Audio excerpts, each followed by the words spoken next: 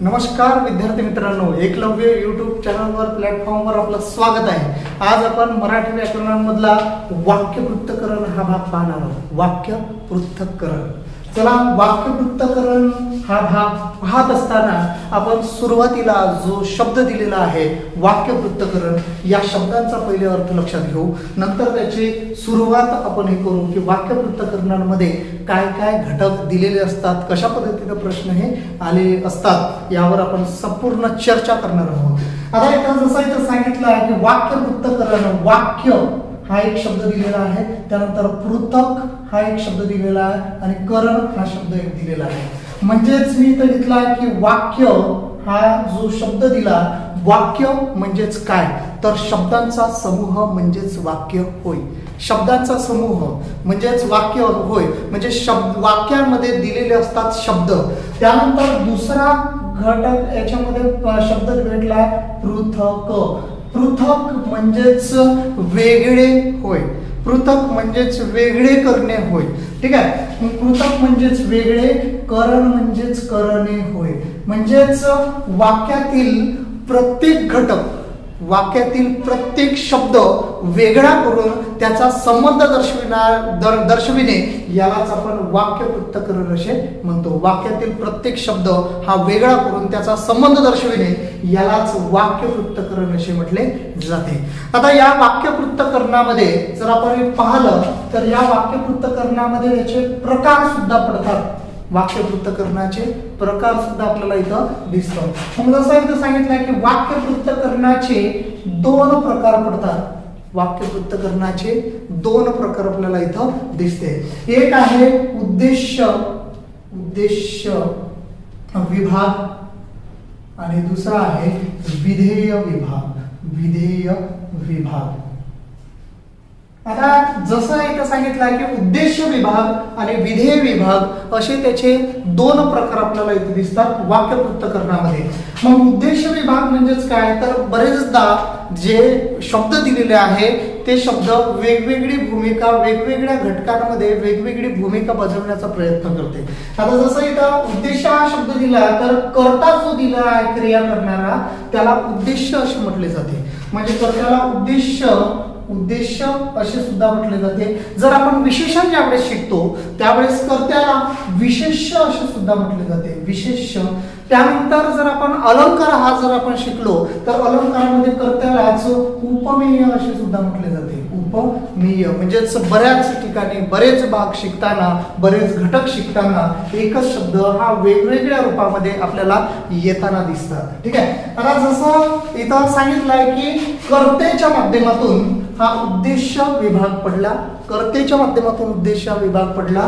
तर विधेय म्हणजेच काय, तर विधेय म्हणजेच क्रियापदाला विधेय असे म्हटले जाते, क्रियापदाला विधेय असे म्हटले जाते। म्हणजे वाक्य पृथक्करणामध्ये जसा हा शब्द घेतला क्रियापद, तर क्रिया दर्शविणारा शब्द आणि वाक्याची क्रिया पूर्ण करणाऱ्या शब्दाला क्रियापद असे म्हटले जाते। मग क्रियापदाला संस्कृतमध्ये आख्यात असे सुद्धा म्हटले जाते, आख्यात असे सुद्धा म्हणतात। संस्कृतमध्ये क्रियापदाला आख्यात असे म्हटले जाते, तर वाक्य पृथक्करणामध्ये क्रियापदाला विधेय असे सुद्धा म्हटले जाते। मग हा जो क्रियापद दिलेला आहे, क्रियापदाच्या माध्यमातून एक त्याच्या वाक्य पृथक्करणाचा विधेय विभाग हा प्रकार पडतो आणि कर्त्याच्या माध्यमातून त्याचा दुसरा जो पहिला प्रकार आहे हा उद्देश्य विभाग आपल्याला इथं दिसतो।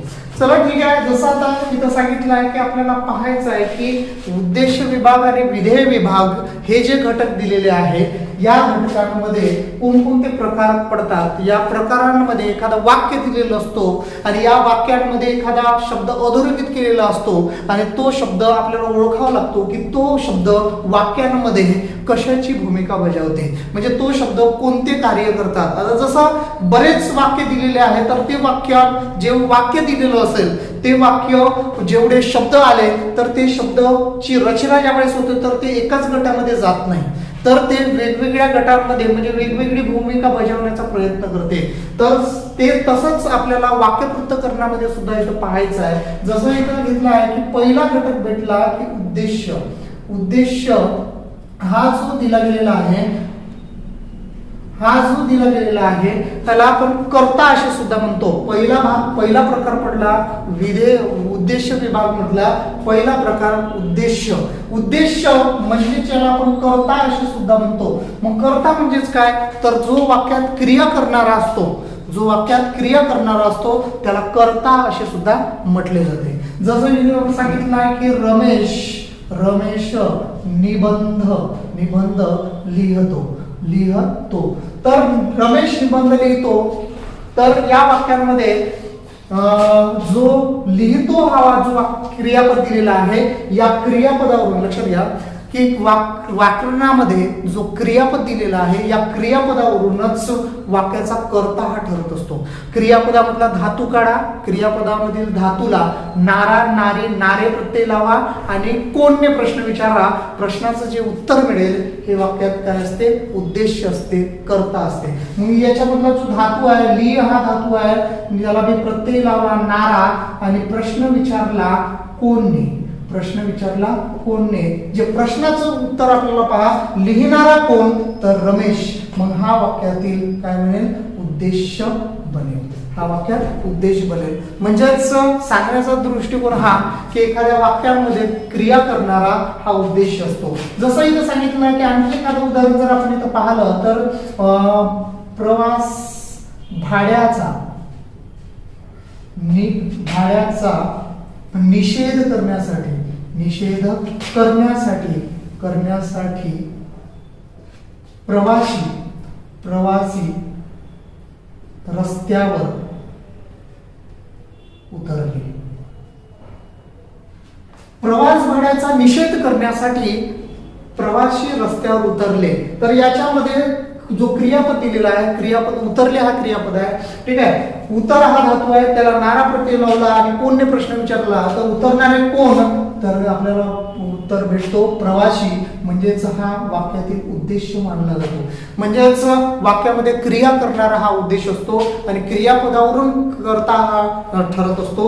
आणि उद्देशाच्या बाबतीत किंवा कर्त्याच्या बाबतीत जर आपण इथं पाहिलं तर वाक्यांमध्ये क्रिया करणाराच हा वाक्यात कर्ता मानला जातो, उद्देश मानला जातो. परंतु वाक्य पृथक्करणामध्ये त्याचा उल्लेख करता न घेता आपण त्याला उद्देश असे म्हणू शकतो, ठीक आहे. त्यानंतर जर आपण आणखी याच्यामध्ये पाहिलं दुसरा प्रकार याच्यामधला उद्देश विस्तार. आपण याच्यामध्ये दुसरा प्रकार जर आपण पाहिला तर उद्देश विस्तार. उद्देश विस्तार कशाला म्हणायचं पहा. तुम्हाला माझी जर व्हिडिओ जर आवडत असेल तर नक्की दररोज माझे व्हिडिओ पाहत चला, सबस्क्राईब करत चला, लाईक करत चला, शेअर करत चला. मी असेच व्हिडिओ तुमच्यासाठी नवीन आणत राहील आणि एकलव्य युट्यूब चॅनलला नेहमी भेट देत राहत चला. म्हणजे जर तुम्ही जर माझ्या चॅनल जर सबस्क्राईब केलं तर माझे नवीन व्हिडिओ हे अपडेटमध्ये तुम्हाला मिळत राहील, ठीक आहे. आता जसं मी इथं सांगितलं आहे की उद्देश विस्तार जो दिला गेलेला आहे दुसरा प्रकार उद्देश विस्तार. तर उद्देश विस्तार म्हणजेच काय, विस्तार म्हणजेच माहिती सांगणे होय. विस्तार म्हणजेच माहिती सांगणे. म्हणजेच जसं आपण इथे म्हटलं की कृषी विस्तार अधिकारी, तर कृषी म्हणजे शेती, विस्तार म्हणजे माहिती सांगणारा शब्द आणि अधिकारी म्हणजे शेतीविषयक माहिती सांगणारा अधिकारी म्हणजेच कृषी विस्तार अधिकारी होय. त्याच पद्धतीने इथं सुद्धा या पद्धतीने इथे दिला की उद्देश विस्तार. तर उद्देश विस्तार काय सांगतो की उद्देश म्हणजेच कर्ता, विस्तार म्हणजे माहिती सांगणारा शब्द. कर्त्याबद्दल माहिती सांगणारा शब्द हा कर्त्याच्या अगोदर येऊन माहिती सांगत असेल, कर्त्याबद्दल माहिती सांगणारा शब्द हा कर्त्याच्या अगोदर येऊन माहिती सांगत असेल तर त्याला उद्देश विस्तार असे म्हटले जाते. मग उद्देश विस्तार या पद्धतीने जर आपण इथं पाहिलं तर उद्देश विस्तारामध्ये जो वाक्यामध्ये एखादा वाक्य जर आपण इथं पाहिलं की पांढरा ससा जंगलात पळाला, पांढरा ससा जंगलात पळाला. जसं इथं हे वाक्य घेतलं तर पळणारा कोण, तर ससा आहे. पळणारा कोण, तर ससा आहे. आणि हा ससा कसा आहे, पांढरा आहे. जो कर्ता दिलेला आहे, कर्त्याबद्दल माहिती सांगणारा शब्द अगोदर येऊन त्याची माहिती सांगतो. म्हणजेच जो पांढरा हा जो शब्द आहे हा उद्देश विस्ताराचे कार्य आहे. बरेच उदाहरण आपल्याला इथं पाहता येईल. जसं इथं आणखी दुसरं उदाहरण जर आपण इथं पाहिलं तर येरण गावच्या सरपंचाचा बैल शर्यतीत शर्यतीत पहिला आला. पहिला आला. येरळगावच्या सरपंचाचा बैल शर्यतीत पहिला आला. या पद्धतीने इथं जर वाक्य आपण पाहिलं तर याच्यामध्ये आपल्याला इथे दिसतं की जर म्हणजे येणारा कोण तर बैल, शर्यतीत पहिला येणारा कोण बैल, हा वाक्यात उद्देश झाला. आणि उद्देशाबद्दल माहिती सांगणारा म्हणजे बैल कोणाचा आहे, येरळगावच्या सरपंचाचा. मग येरळगावच्या सरपंचाचा हे संपूर्ण जो वाक्य दिलेला आहे, संपूर्ण जो शब्द दिलेला आहे, हा बैलाबद्दल माहिती सांगतो. म्हणजेच हा शब्द उद्देश विस्ताराचे कार्य करते.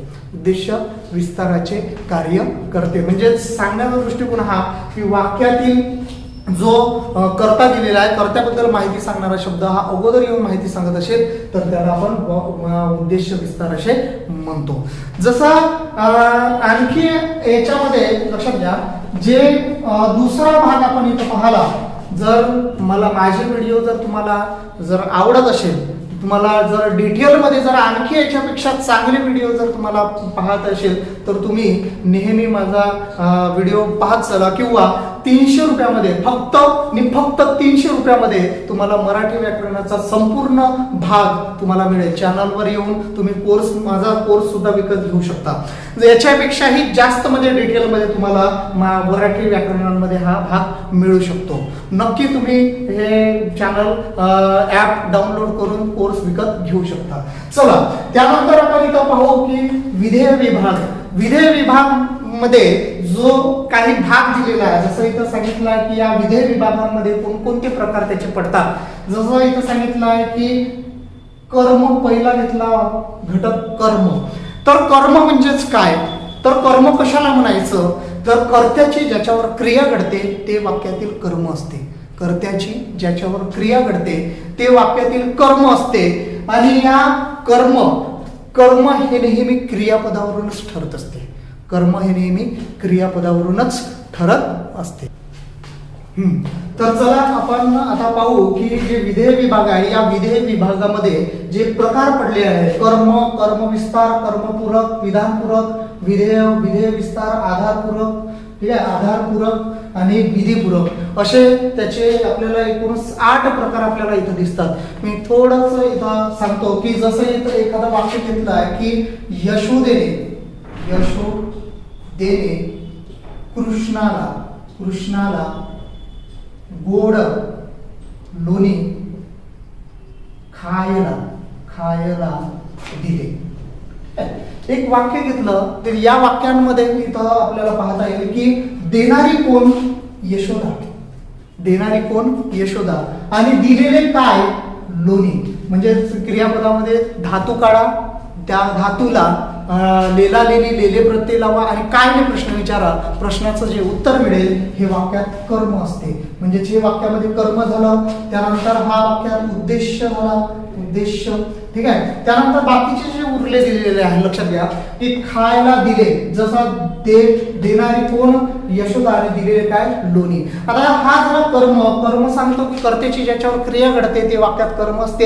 क्रियापदातील धातू काढा, त्याला लेला लेली लेले प्रत्यय लावा, काय ने प्रश्न विचारा, प्रश्नाचं उत्तर जे असेल ते वाक्यात कर्म असते. त्यानंतर दुसरा जर इथं घटक आपण पाहिला तर कर्म विस्तार. कर्म विस्तार म्हणजेच काय, तर कर्मा विस्तार म्हणजेच माहिती सांगणारा शब्द आणि कर्माबद्दल माहिती सांगणारा शब्द हा कर्माच्या अगोदर येऊन माहिती सांगत असेल तर त्याला कर्म विस्तार असे म्हटले जातात. मग इथं जे लोणी आहे, लोणी कसे आहे, गोड आहे. गोड हा शब्द लोण्याबद्दल म्हणजे कर्माबद्दल माहिती सांगतो. म्हणजेच हा शब्द आपल्याला कर्म विस्ताराचे कार्य करताना दिसतो. कर्म विस्ताराचे कार्य करताना दिसतो. त्यानंतर जर इथं आपण पाहिलं की कर्मपूरक, तर कर्मपूरक कशाला म्हणायचं, तर कर्मपूरक सांगतो पूरक म्हणजे संबंधित होय. पूरक म्हणजेच संबंधित होय. कर्माच्या संबंधित, कर्माबद्दल माहिती सांगणारा शब्द नसून कर्माशी संबंधित जो शब्द येतो, कर्माशी संबंधित जो शब्द येतो त्याला कर्मपूरक असे म्हटले जाते. लोणी कोणाला दिले, यशोदेने कृष्णाला लोणी, गोड लोणी खायला दिले म्हटलं तर लोणी देणारी कोण, यशोदा, दिलेले काय, लोणी कसे आहे, गोड. आणि हे लोणी कोणाला दिले, कृष्णाला दिले. म्हणजेच लोणी हा जो कर्म आहे हा कृष्णाशी संबंधित आहे. म्हणून हा जो शब्द झाला हा कर्म पूरक कर्मपूरक म्हणजेच हा कृष्णाला हा जो वाक्यामध्ये दिले गेलेला आहे हा कर्मपूरकाचे कार्य करते. जर तुम्हाला हा या भागांमध्ये संपूर्ण विश्लेषण तुम्हाला पाहायचं असेल किंवा माझे संपूर्ण व्हिडिओ तुम्हाला पाहायचे असेल किंवा कोर्स विकत घ्यायचा असेल तर तुम्ही चॅनलला जाऊन ऍप डाउनलोड करून माझा संपूर्ण कोर्स विकत घेऊ शकता. फक्त 300 रुपयामध्ये संपूर्ण मराठी व्याकरणाचं विश्लेषणात्मक दृष्टिकोनातून सगळा कोर्स तुम्हाला मिळेल आणि 4 महिने ते तुम्हाला कंटिन्यू पाहायला मिळेल.